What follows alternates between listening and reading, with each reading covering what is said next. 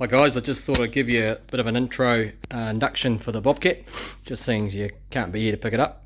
A few safety things, where to put oil, all that sort of stuff, and basic operation. First one is diesel, obviously. Don't put petrol in it. The keys for the cap are on the key ring. Just then it goes, pretty big tank. Oil, hydraulic oil and oil are obviously two different things. Hydraulic oil just goes in there. I never worry about the dipstick. There's a red light on that thing that goes on, but it usually goes on and off, so I only sort of attend to it when that goes on. The starting of the machine, do a bit of health and safety first. Always start the machine in this mode. Never have the arm raised and try and climb in under the arm. Always climb in over the arm. Never get yourself stuck down in here where the arm could come down if it's off. Hydraulics do move when they're in sort of just staying around, not being used. The other oils, so it's only hydraulic oil that the machine uses for the hydraulics, obviously. The other oil is just diesel oil, which goes in there, and dipstick, just like an old, well, just like any old diesel motor. Fuel filter. I've just put this plastic pipe here just to keep the battery away from the motor, because it's not really fixed in there. You might want to put a bungee or something in there. The other filters, that's hydro oil. I've cleaned out the air filter from time to time. Never uses any water, so I've never actually had to put any more water in there. And there's nice bit of water in there. I don't think the motor uses any oil, if not bugger all. That's the motor. Radiator's up there, but I don't even think I've taken that cap off. Okay, so that's that bit. The drain for oil, I only found this out, which I've never drained the oil, but I know it's that thing, so you don't have to get under the machine and try and figure out that if you want to, you want to drain the oil and give it some new oil and a new filter or something like that. All these other pipes are hydraulic line pipes, so just watch pinch points for those. I have had to replace one of these hoses when it just frayed and got a bit sort of worn, but they're easy to replace. Close that now. That's the pin, which I almost forgot about. So that's just on.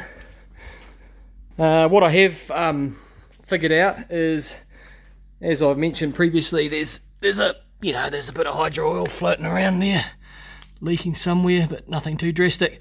I think I've figured out a good way to solve, or at least mitigate, the left rear axle, and that is to literally, when you're storing it like this, even for a week or a day or 2 days, just use the machine to jack the machine off the ground, throw a axle or a block of wood or something underneath there, and just raise them back off, just to keep the weight off the back axles, and that way the oil won't leak, or dribble out, or leak a little bit, and cause a bit of a nuisance out of that left rear axle when it's just sitting, because obviously the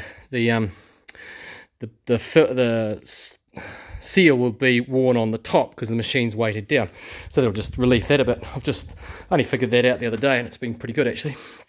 So health and safety stuff, just watch your pinch points when it is going. Don't have any kids around the machine, just very careful when they're around it. Weighs 3 ton, and she's got a fair bit of inertia when it's going. Watch reversing. You can actually turn your head around and sort of look behind you, but it hasn't got a reversing camera or anything stupid like that. Watch your other pinch points. Just keep kids well away from it. It's very heavy, and it's you don't really know how much weight you're pulling around on it.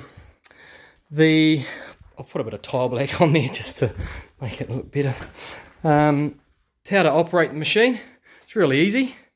You just climb into the machine, just like this. That's the throttle.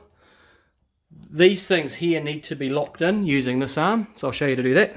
That down there is the foot brake, which it's like a park brake, and effectively that's off, that's on, so that's sort of locked, it's not going to move anywhere. That's off. Now you're working. To use these takes a little bit of a knack, but I just sort of push it and it goes down. Then you're locked in, and the machine will now work. So it's got a safety mechanism, or at least the down ups things work. To start, just like any motor, turn it on, the lights come on, see the light go off, so that's okay for hydro. All these gauges I think work. I don't know about that one. That one works, that one works, that one works. That's temperature, fuel, power, or just volts. And you don't need to use the glow plug to operate the machine. Just needs to be working.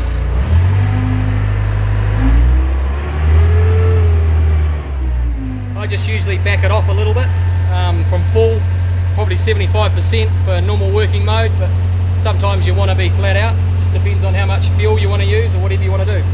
To operate the machine, it's left heel down is up, left toe down is down,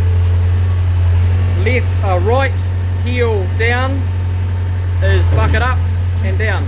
Those two can be used in combination. This one here,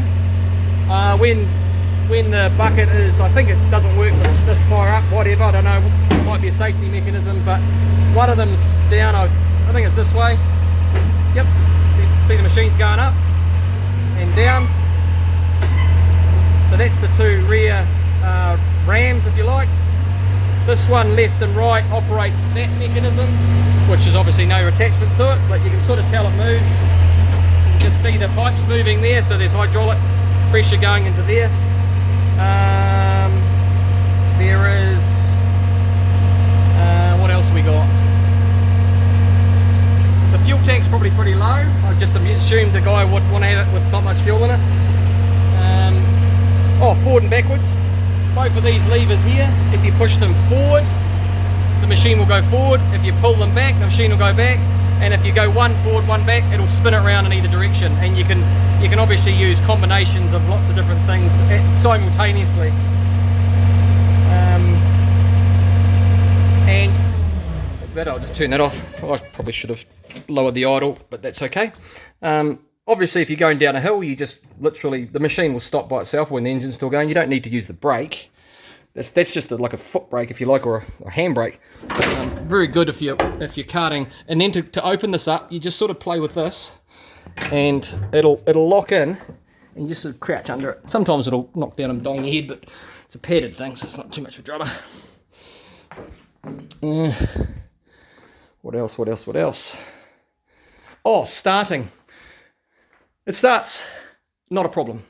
In the winter, if it's cold, it must have a governor or something on the motor. It'll start, but you need to bring the machine up to temperature before it'll operate at operating temperatures.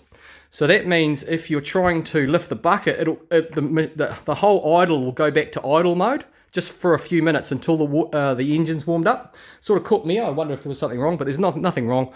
It just needs the motor warmed up a bit before it must have a pressure switch in there before it actually does any work. You can work very slowly, but you'll notice it'll take a couple of minutes to warm up. And that's about it, really. Safety, operation. Oh, paint. The paint is super cheap auto paint, white and red. Stickers are from Oz. I'm sure you'll find them out. I think your guy's just turned up. Yes, he has. So anyway, good luck with it. Hope you enjoy it. See ya.